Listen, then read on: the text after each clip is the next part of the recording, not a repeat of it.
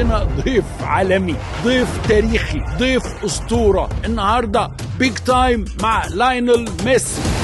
Pensaba seguir en Barcelona, no estaba preparado para rehacer mi vida, cambiar mi familia de lugar, mi mujer, mis hijos. ما هي أهم لحظة في تاريخك في كأس العالم؟ هل أنت طباخ جيد؟ No, no. بودكاست بيج تايم. Mr. Jean Reno, how are you? I'm okay. How are you? Maybe I'll stay. Stay in Saudi Arabia. Yes. What do you like about that? The weather, the ambience, the rhythm, and the food. ما هو الموقف الذي يجعل ميسي يبكي؟